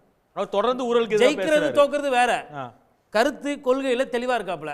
மக்களோட அதான் முரண் இருக்கு. ஒரு நேரத்துல பெரியார பேசுறாரு, அந்த முரணால தான் கஷ்டப்படுறது, அது வேற விஷயம். பட் ஆனா என்ன பொறுத்தவரை அறிஞர் அண்ணா என்ன சொன்னார், மக்கள் கிட்ட போ, மக்கள் பிரச்சனை பேசினார். அப்படி அந்த கோட்பாடு கீழே பார்க்க போனா சீமான் அவர்கள் எல்லா தொகுதியும் போயிருக்கார், அதிகமாக போயிருக்கார், வெயில நின்று இருக்கார், பேசியிருக்கார். கூட்டம் வருது வரல, இது அதாவதுங்க இதெல்லாம் வந்து ஸ்டண்ட் நிறைய பண்ணியிருக்கிறாங்க. பத்திரிகையாளர் அதாவது விஜய் அவர்கள் வந்து எல்லாரும் ஓட்டு போட்டாங்க, அது இது சரி, அவர் முதல்வர் கூட வரட்டும், அதில் பிரச்சனை கிடையாது. நான் என்ன கேட்குறேன்னா, பத்திரிகையாளர் சந்திக்காத ஒரு தலைவர் என்ன தலைவர்? நாளைக்கு ஒரு பிரதமர் ஆயிட்டா பத்திரிகையாளரை சந்திப்பீங்களா, சந்திக்க மாட்டீங்களா? சார் நீங்க 5 வருஷம் இருப்பீங்க முதலமைச்சரா, அந்த உதாரணம் சொல்ல முடியாது. நம்ம இப்ப இருக்கக்கூடிய பிரதமர் பத்திரிகையாளர்களை சந்திச்சு அதுதான் சொல்றேன். அது அவலம் தானே, அதையும் தானே நம்ம எதிர்த்து பேசுறோம். பிரதமர் மோடி கூட தான் ஊழல் ஒழிப்புன்னு பேசினாரு. எங்க ஒழிச்சாரு? தமிழ்நாட்டில் எதனா ரைடு நடந்ததா இப்போ? இல்ல இதுக்கு முன்னாடி அதிமுக பீரியட்ல ரைடு நடந்தது, எத்தனை பேர் ஜெயிலுக்கு போனாங்க? பிரஸ் கான்ஃபரன்ஸ் வைக்கிறது இல்ல. கோட்டீஸ்வரன் தமிழ்நாட்டில இப்ப பிரஸ் மீட் வைக்கிறாங்க, பிரஸ் கான்ஃபரன்ஸ் வைக்கிறது இல்ல. வாங்க 4 மணி 5 மணிக்கு அறிவாலயத்துக்கு வாங்க, 5 மணிக்கு தலைமைச் செயலகத்துக்கு வாங்க, 5 மணி எம்ஜிஆர் மாளிகைக்கு வாங்க, பேசுவோம். எல்லா பத்திரிகையாளர்களையும் கூட்டு வைக்கிறது இல்ல. போற பாதையில 2 கேள்வி, அதுக்கு ஒரு பதில். பிரஸ் மீட் நீங்க மொத்தமா சார் நீங்க ஒரு பத்திரிகையாளரே கொச்சப்படுத்துற மாதிரி பேசுறீங்க சார். இவங்க 2 பேருக்கும் தில்லு ஜாஸ்தி சார். நான் சொல்றேன், எடப்பாடி பழனிசாமிக்கும் முதல்வர் ஸ்டாலினுக்கும் இருக்கிற அந்த நெஞ்சு தைரியம், பத்திரிகையாளர் பார்க்குற தைரியம் தாவேக தலைவர் விஜய்க்கு இல்ல. அது ஒத்துக்கிறங்க. சும்மா எல்லாத்துக்கும் வந்து சார் இது இப்படியே போச்சுனா நாளைக்கு தொழிலே பண்ண முடியாது. பத்திரிகையாளர் குறைந்தபட்ச மரியாதை இருக்காது. கான்ஃபரன்ஸ் வைக்கிறது இல்லை என்பதுதான் என்னுடைய கருத்து. இவருக்கு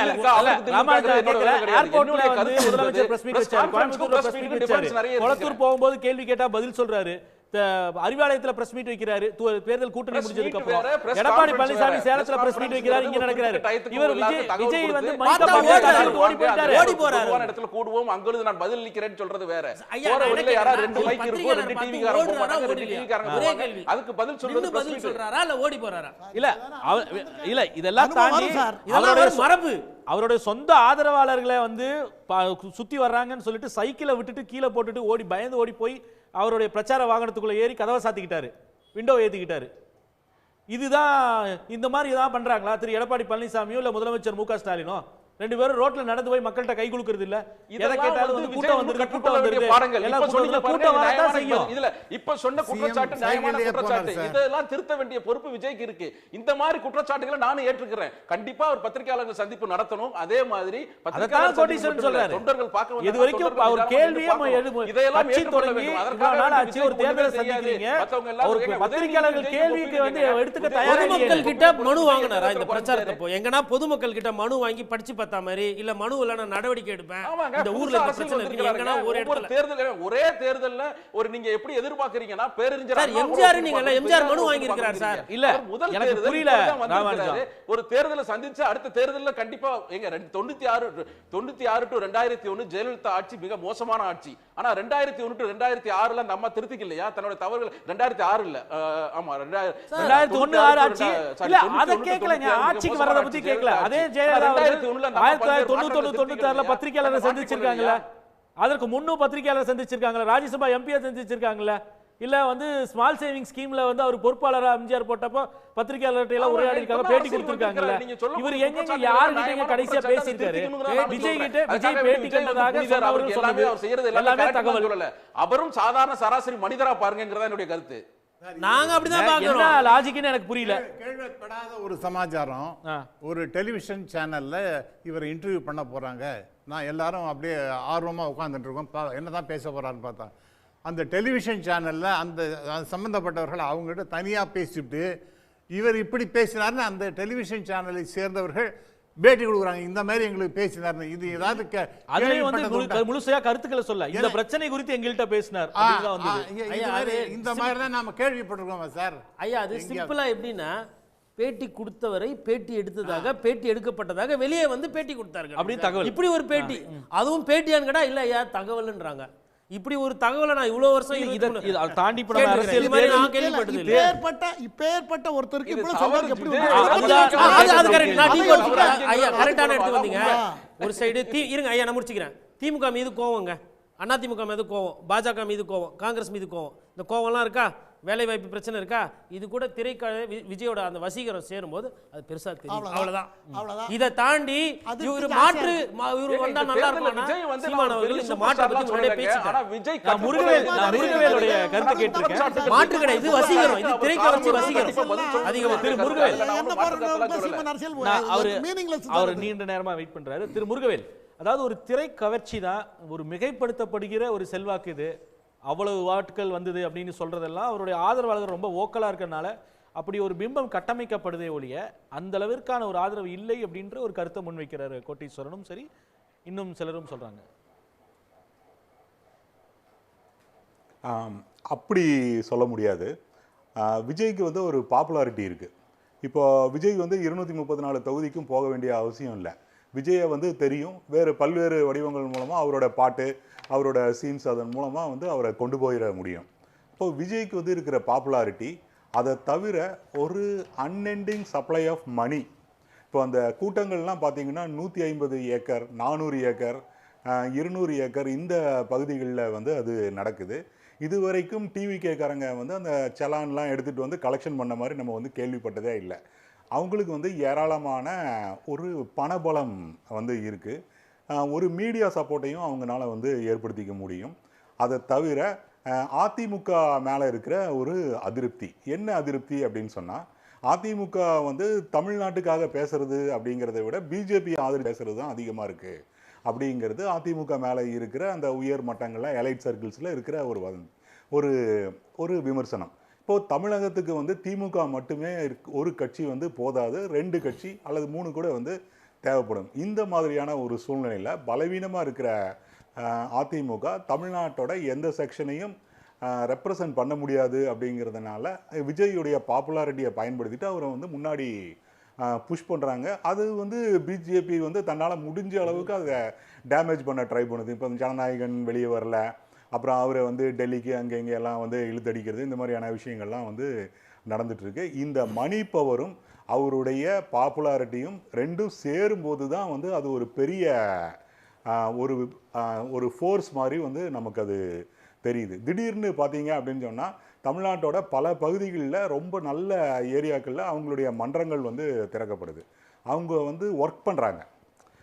எல்லா கட்சிகளுக்கும் இணையாகவே அவங்க வந்து வேலை செஞ்சிட்ருக்காங்க. அதனால் வந்து வெறும் பிம்புன்னு சொல்லிட முடியாது, ஒரு ஸ்ட்ரக்சர் இருக்குது. எப்படி இத்தனை பேர் அந்த வெறும் விஜய் மன்றத்தை மட்டுமே வச்சுட்டு இப்படி ஒரு கட்சியை வந்து அவங்களால ஒழுங்கமைக்க முடிஞ்சுது? முக்கியமான விஷயம் நீங்க சொன்னது, பெரிய அளவிற்கு பணம் போகிறது, ரொம்ப ஆர்கனைஸ்டா தாவேகாவுடைய ஏற்பாடுகளுக்கு பெரிய அளவிற்கு பணம் செலவு செய்யப்படுகிறது. அப்படிங்கிற பொழுது ஒரு புதுசாக வரக்கூடிய கட்சி, ஒரு நடிகர் ஒருவரையும் மட்டுமே வந்து முன்வைத்திருக்கக்கூடிய கட்சி, ஆதவ அர்ஜுனான்ற ஒரு பெரிய செல்வந்தர் அந்த கட்சியில் இருக்காரு, முன்னாள் அமைச்சர் செங்கோட்டையன் இருக்கார், அதெல்லாம் மாற்று கருத்து இல்லை, முன்னாள் IRS அதிகாரி திரு அருண்ராஜும் இருக்கார். ஆனால் நீங்கள் சொல்லக்கூடியதான் அந்த ஸ்கேல் ஆஃப் மணி இருக்குல்ல, அண்ட் அந்த லாஜிஸ்டிக்ஸ், இதெல்லாம் எப்படி ஒரு புதிய கட்சி இந்த அளவுக்கு செலவு செய்ய முடியுதுன்றத ஒரு முதல்ல ஒரு கேள்வி எழாதா? நீங்கள் என்ன மாற்றுன்னு முன் வரக்கூடிய கட்சி, ஒரு கிராண்டியர் இருக்குது, பெரிய செலவை வந்து காட்டுது கண்ணு முன்னாடி. அது சினிமாவாக இருந்தால் பரவாயில்ல, இது சினிமா இல்லை, யதார்த்தம். அரசியல் மாற்றுன்னு வரக்கூடிய கட்சிக்கு இவ்வளோ பெரிய ஒரு பிரம்மாண்டம் இருக்குல்ல, அந்த செலவு, அது என்ன மாற்றம்? அது இதை மக்கள் வந்து இதுக்கெல்லாம் வந்து ஈஸியாக வந்து கேரியாவே ஆயிட்டாங்களா இதுக்கு? எப்படின்னா மக்கள் அதான் ரெண்டு ஒன்றா சேரும்போது அவரை வந்து ஒரு முக்கியமான ஒரு ஆளாக வந்து காட்ட முடியுது. அப்புறம் அந்த பணம் அப்படிங்கிறது, அந்த பணமெல்லாம் இல்லாததுனால தானே கமல்னால ஒரு கட்டத்தை தாண்டி வந்து வர முடியல. இப்போ பழைய பாக்கியராஜ், டி ராஜேந்தர் இவங்கெல்லாம் வந்து சர்வைவ் ஆக முடியல. அந்த பிரச்சனை டிவிகேக்கு வந்து கிடையாது. டிவிகேக்கு மணி பவர் கட்டாயம் வந்து இருக்குது. அது ரெண்டையும் இணைக்கிறாங்க. அப்போ மக்கள் எவ்வளோ தூரம் அதுக்கு போயிட்டாங்க அப்படிங்கிறது இனிமேல் தான் தெரியும்.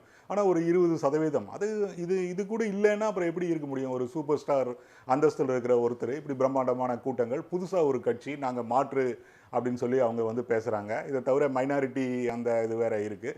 இதெல்லாம் சேரும்போது ஒரு 18-20% ஓட்டு வாங்குறது அப்படிங்கிறது மிக சாதாரணமாக நம்ம புரிஞ்சிக்கக்கூடிய ஒரு விஷயந்தான். இதில் வந்து ஆச்சரியப்படுறதுக்கு வந்து எதுவுமே இல்லை.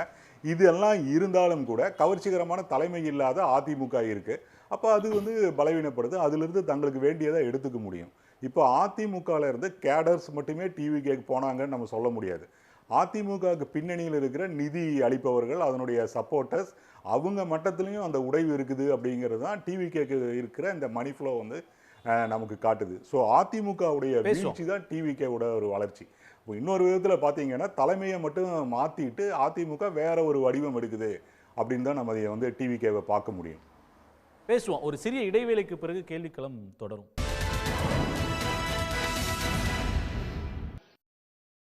கோட்டீஸ்வரன், அதிமுக பலவீனம்னு சொல்றாங்க. அதாவது அதிமுக பலவீனம்லாம் சொல்கிறாங்க.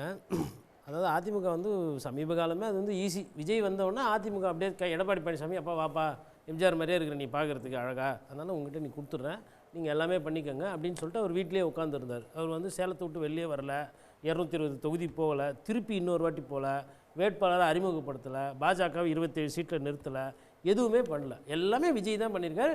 அதனால் திமுகவுக்கு மாற்று தாவேக்கா தான். அதனால் தாவேக்கா 2வது இடம் வந்துடும்.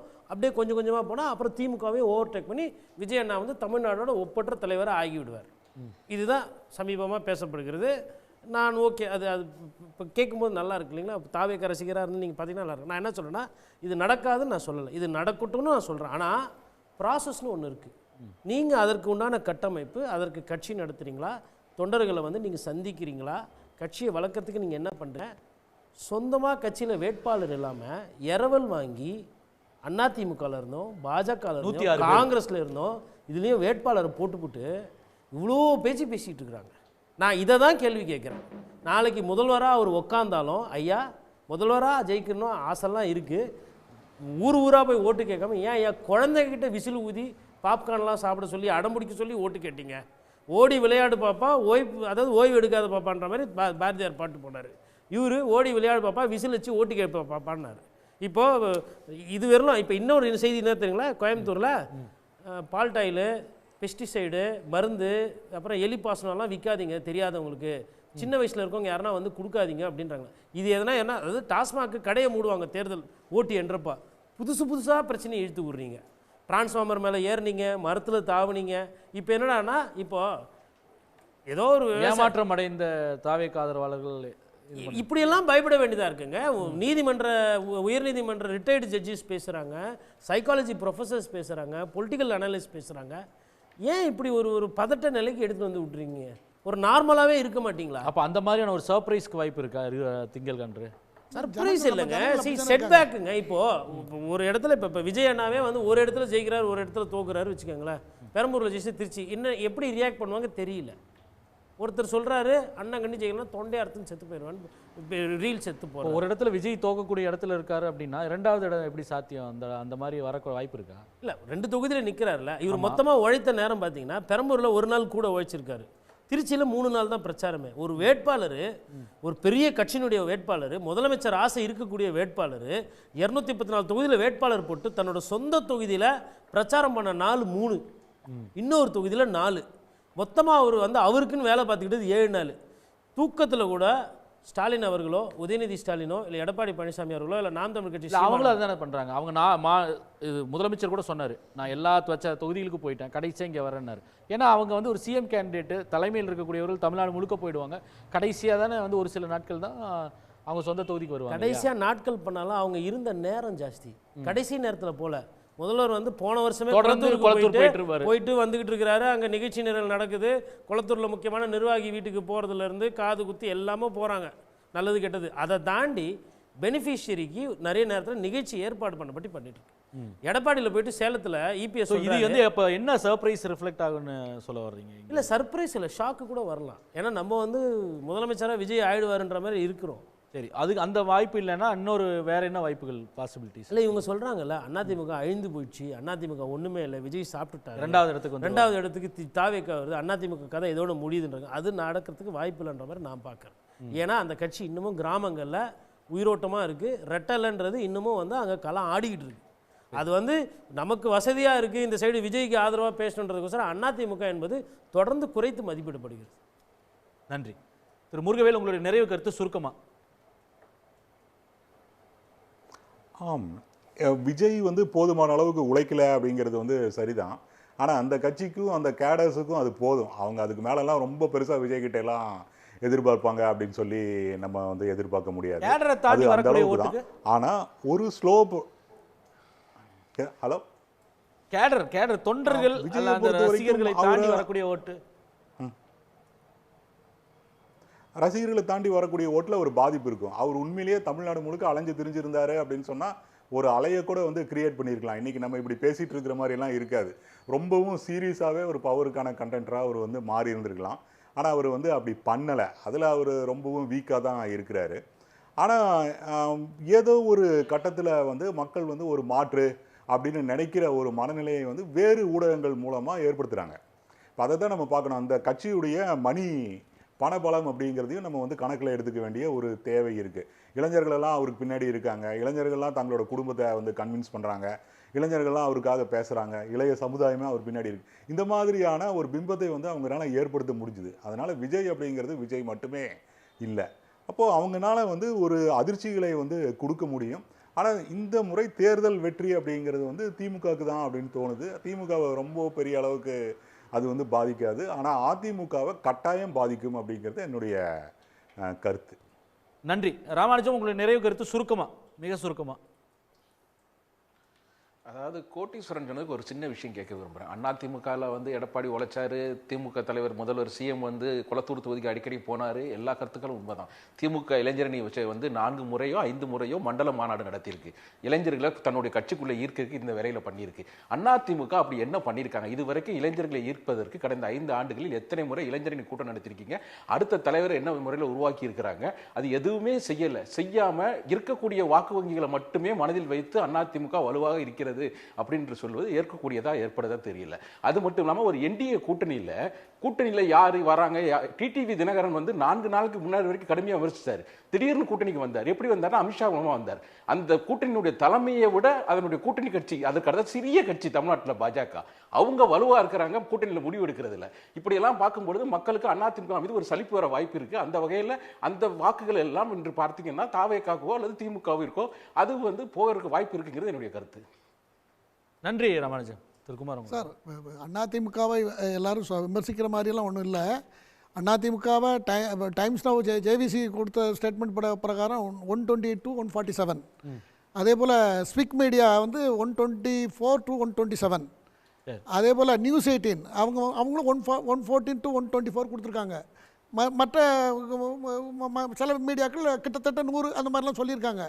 ஆனால் என்ன இருந்தாலும் அதிமுக கட்சிக்குள்ளே உள்ள ஒருங்கிணைப்பு எல்லாம் சீர்குலையாமல் ஒரு முத்த கருத்தோடு எதிர்த்தாங்கன்னாக்கா இந்த தடவை ரிசல்ட் வேறு மாதிரி இருக்கிறதுக்கு வாய்ப்பு இருக்கிறது. ஓபிஎஸ், சசிகலா, ஆமாம், இவங்கெல்லாம் ஒன்றா இருந்திருந்தா நல்லா இருந்திருக்கும். ஆனால் அது போனது, அது ஒரு துரதிருஷ்டமானது, அது முடிஞ்சு போச்சு. அது ஒரு கான்ஷியஸ் டிசிஷன். எடப்பாடி முடிவு எடுத்துட்டாரு. அவர் எடுத்து அவர் மேல இருக்க நம்பிக்கையில வந்து களத்துக்கு போயிட்டாரு. பாயிண்ட் சொல்லணும்னாக்கா 1 கோடி ஓட்டு 1லேருந்து 1.10 விஜய் வாங்குவார் கண்டிப்பாக. 4.87 அப்படியே கழிச்சிங்கன்னா 3.87. அதை இவங்க 2 பேரும் மெயினாக பங்கு வைப்பாங்க. அதுக்கப்புறம் மிச்சம் இருக்கிறது சீமான், மற்ற சில்லற ஓட்டுகள்லாம் கொஞ்சம் போகும், நோட்டாவுக்கு கொஞ்சம் போகும். அப்புறம் எப்படி வந்து அவர் 2வது இடத்துக்கு வர்றது? வெறும் 1 கோடி ஓட்டு வாங்கினா 1 கோடி ஓட்டுனா 1 கோடி ஓட்டு பிரயோஜனம் இல்லாமல் இருக்கும். எல்லா இடத்துலையும் 20% கணக்கு போட்டு பாருங்க. 20% போட்டிங்கன்னா அவ்வளோ 1 கோடி ஓட்டு வந்துடும். ஏன்னா விஜய் அறியப்பட்டவர், சினிமாவில் டெய்லி பார்க்குறாங்க. நம்ம கோடீஸ்வரன் சொன்னது போல் எதிர்காலத்தில் இனிமேல் ஏஐ தான் வரப்போகிறது. எல்லாரும் வேஷ்டியை மடிச்சுக்கிட்டு தெருவா போய் பிரச்சாரம் பண்ணணும்னு அவசியம் இல்லை. எல்லாரும் அவங்களுடைய கொள்கையை மீடியா வழியாக சொல்லி, சமூக வலைதளம் எதிர்காலம் அப்படி தான் வரப்போகிறது. ஆர்டிஃபிஷியல் இன்டெலிஜென்ஸ் அதை நோக்கி தான் நம்ம அழைச்சிட்டு போகிறது. அது எதுக்கு தேவை? அதெல்லாம் மக்கள்கிட்ட போகணும்னு அவர் ஹைடெக் பாலிடிக்ஸ் பண்ணுறாரு. அவர் போகிறதெல்லாம் ஃப்ளைட்டில் தான் போகிறாரு. ஃளைட்ல போறது ஹைடெக் இல்ல சார், இல்ல சார், எல்லாரும் ஃளைட்ல தான் போறாங்க. சொந்த ஃளைட்ல போறாரு சார். மத்தவங்க போறது வாடகை ஃளைட்ல தான் அவரும் போறாரு. வாடகை ஃளைட்ல போறாருல, சார்ட்டர் ஃளைட்ல போறாரு, தனியா போறாருல. ஆக இது யாரும் பண்ணல இது வரைக்கும். நம்ம லோக்கல் அரசியல் இது பண்ணல. ஆக அவர்கிட்ட பணம் இருக்கு, பண்றாரு. ஆனால் மக்கள்கிட்ட டெய்லி டிவியில் அவர் வந்துடுறாரு. ஏதோ ஒரு சேனலில் டிவியில் பார்க்குறாங்க. எல்லாம் அவர் அறியப்பட்டவராக இருக்கிறதுனால அவருக்கு ஒரு நடிகருக்கு வந்து இவர் TV ல தெருவா போனார், கவர்ச்சி அவர் ஏன் இருக்கு போகலாங்கிறது கொஸ்டினே கிடையாதுங்க. அவர் நம்முடைய போக வேண்டியதே இல்லைன்றீங்களா? பாலவேல் சார் சொன்னது போல, முருகவேல் முருகவேல் சார் சொன்னது போல, அவர் வந்து சினிமா ஸ்டாராக இருக்கிறதுனால அவர் போகலை. அது ஒரு பெரிய இது இல்லை. ஆனால் பத்திரிகையாளர்களை சந்திக்கணும். அதே போதுமா? போதுமா? இல்லை சார், அப்படி தான் ஆக போகுது. எதிர்காலமே அப்படி தான் வரப்போகுதுன்னா, போதும். அடுத்த காலம் எதிர்காலம் அப்படி தான் வரப்போகிறது. எல்லாரும் அப்படி தான் ஆகணும். அதுக்கு தயாராக இருந்தால் தான் அரசியலுக்கு வரணுங்கிற மாதிரி மாறிடும். விஜய்க்கு ஏற்ற மாதிரி எல்லாரும் தங்களோட கேம்பெயினை மாற்றிக்கணுமா? இல்லை, டெக்னாலஜி மாறிடும் சார். அது ஓகே. ஒரு 15 வருஷத்துக்கு முன்னே எப்படி இருந்ததா நம்ம விவாதம்லாம் பண்ணோமா? 20 வருஷத்துக்கு முன்னே கிடையாது. இப்போ நம்ம எப்படி பண்ணிக்கிட்டு இருக்கோம்? எல்லா விஷயத்தையும் நம்மளே கொண்டு போயிடுறோம். ப்ளஸ் மைனஸ் எல்லாத்தையும் நம்மளே பேசிடுறோம். அதை போல் வெளிநாட்டுகளில் இப்போ தேர்தல் அப்படி தான் நடக்கிறது. ஆஸ்திரேலியாவை எடுத்துக்கோங்க, அமெரிக்காவை எடுத்துக்கோங்க, கனடாவை எடுத்துக்கோங்க. அமெரிக்கால கூட ட்ரம்ப் ஆகட்டும், ஜோ பைடன் ஆகட்டும், ஒவ்வொரு ஸ்டேட்டுக்கு போயிட்டு ஒரு முக்கியமா வந்து ஒரு பெரிய கன்வென்ஷன் ஹால்ல பிடிச்சி பல ஆயிரம் பேரை ஒரே இடத்துல கூட்டி மக்கள்கிட்ட போய் நேரடியா தான் பேசுறாங்க. அதே கிட்டத்தட்ட அதே மாதிரி தான் விஜய் பண்றது. அதே மாதிரி தான் கிட்டத்தட்ட விஜய் பண்றது அப்படிதான். அதனால இல்ல இவர் லெவலுக்கு பண்றாரு. 50 ஸ்டேட்டுக்கு போறாரு சார். இல்ல இந்த குறைந்தபட்சம் அங்க இருக்கக்கூடிய 50 ஸ்டேட்டுக்கு போறாரு. யுஎஸ்ல பைடனோ இல்ல ஜோ பைடனோ இல்ல டொனால்ட் ட்ரம்ப் சொல்றேன். சாம்பிள் கிட்டத்தட்ட சாம்பிள் அந்த மாதிரி எடுத்துக்கலாம். அந்த மாதிரி தான் இருக்கு. தெரு தெருவா போய் பிரச்சாரம் பண்ணி ஒவ்வொரு தெருவிலையும் போய் எனக்கு ஓட்டு போடு. தெரு தெருவா யாருமே போக முடியாது. இப்ப அப்படி இந்த மாவட்டத்துக்கு கொண்டாது போதும். இந்த தேர்தல் அது குறைந்து விட்டது ரொம்ப. எல்லா கட்சிக்காரங்களுமே பழைய தேர்தல் மாதிரி இந்த தேர்தலில் ஸ்லிப் கூட ஓட் ஸ்லிப் கூட யாரும் கொடுக்கல. நிறைய இடத்துல டிஎம்கேவும் கொடுக்கல, அதிமுகவும் கொடுக்கல. அதெல்லாம் வந்து வெளியில எல்லாமே எலெக்ஷன் கமிஷன் போட்டுருக்காங்க. ஓட் ஸ்லிப் தான் கொடுக்கல, காசெல்லாம் நல்லா கொடுத்துருக்காங்க. அதனால இந்த தேர்தல் ரொம்ப வித்தியாசமானது. இந்த ரெண்டுல தான் போட்டி இருக்கும். அதனால தான் நான் எப்படி முடிவு பண்ணேன்னா ஹைக்கு தான். அதாவது தான் வரணும். வருங்கிறத வரணும்ன்றீங்க. இல்ல வரணும் நான் விரும்பல. பட் அதுதான் அதுல போய் தான் முடிய போறேன் நான் கணிக்கிறேன். விஜய்ங்கிறது டெஃபினட்டா ஒரு இம்பாக்டை கிரியேட் பண்ணியிருக்காரு. அது ஒன்றும் சந்தேகமே கிடையாது. ஆனால் இது வந்து சோஷியல் மீடியா ஹைப்பு ரொம்ப அதிகமாக போயிடுது. நாம் இந்த அளவுக்கு இப்போ சோஷியல் மீடியா, அதாவது ஒரு வேடிக்கையாக அதுவும் சோஷியல் மீடியாவில் தான் வந்தது. ஒன்று நேஷ்னல் ஸ்டேட் மீடியா அப்படின்னு சொன்னால் அது டிஎம்கேக்கு சப்போர்ட்டாக இருக்கின்றது. யார் வாக்கு சார் பலிக்க போகுது? இந்த சோஷியல் மீடியாவில் விஜய் போய் பேசினதா வெறும் 20 இடத்துல இல்லை நம்முடைய தொகுதியா போன எடப்பாடி பழனிசாமியா இல்ல அதே போல எல்லா ஊர்களுக்கும் போன முதலமைச்சர்? அதுக்கு நான் முதல்ல முன்னாடியே நான் சொல்லிட்டேன். அப்புறம் நேஷனல் லெவல்ல பாத்தீங்கன்னா பிரதீப் குப்தாங்கிற மாதிரி அதுக்கு சிவகார்த்திகேயன் பதில் சொல்லிட்டாரு. இல்ல சோஷியல் மீடியாங்கிறது இப்ப ரொம்ப இம்பாக்டை கிரியேட் பண்ணிருக்கு. பட் இதெல்லாம் தாண்டி மக்களுடைய அபிலாஷை என்னங்கிறத பார்க்கணும். அதாவது டிஎம்கே என்ன செஞ்சுருக்காங்கிறத அதை ஒரு அசஸ்மெண்ட் பண்ணி வச்சுருக்காங்க. அதே சமயத்தில் 2-3 பார்ட்டிஸ்லாம் இருக்க மல்டி கான்டெஸ்ட்னு வரும்பொழுது டெஃபினட்டாக ஒரு சில பேருக்கு சேதாரம் ஏற்படும்.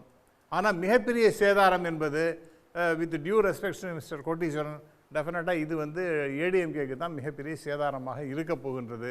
அதன் காரணமாக அந்த கட்சிக்கு ஒரு 20% தான் போன தடவை 2024 21% ப்ளஸ் பிஜேபி அவங்களாம் எடுத்தோன்னா 11-13% அது எல்லாத்தையும் சேர்த்து 34-35 வரணும். வராது, டெஃபினட்டாக வரப்போகிறது. அதுதான் மிகப்பெரிய சேதாரமாக இருக்க போகின்றதுங்கிறது ஏடிஎம்கேக்கு இருக்க போகின்றது. ஸோ இது அல்டிமேட்லி இந்த காம்பினேஷன்லாம் பார்க்கும்பொழுது வின்னர் வில் பி டிஎம்கே. அது வந்து ஹங் அசம்பிளி டெஃபினட்டாக இருக்காது என்பது என்னுடைய அனுமானம். என்னுடைய அனுமானம் இல்லை, பல பேருடைய அனுமானமும் அப்படி தான் இருக்குது. 3% சார் சொன்னபடி 3% தான் டிஃப்ரென்ஸு. அந்த 3% மைனாரிட்டி ஓட்டு அங்கே போயிருக்கும் சார். பார்ப்போம் சார். நீங்கள் சொன்னது அப்படி கணக்குப்படி பார்த்தீங்கன்னா பாஜக 11% எடுத்தப்போ அவங்க கூட்டணி அதிமுகவோட எல்லாம் தனியாக தான் நின்னாங்க. அவங்களோட ஒரு கூட்டணி என்டிஏ வச்சு. இப்போ அப்படி இல்லை, அவங்க நிற்கிறது 27 சீட்டு தான். அதெல்லாம் நம்ம பார்க்க வேண்டியிருக்கு. பொறுத்திருந்து பார்ப்போம் இந்த கணக்கெல்லாம் எப்படி இருக்குது, யாருடைய வாக்கு யாருடைய பேச்சு வந்து பலிக்க போகுது என்பதை வந்து ஒரு சில நாட்கள் 2 நாட்களில் தெரிந்துவிடும். கருத்து தெரிவித்த அனைவருக்கும் நன்றி. மீண்டும் சந்திப்போம். இது கேள்விக்களம் மக்களின் மேடை.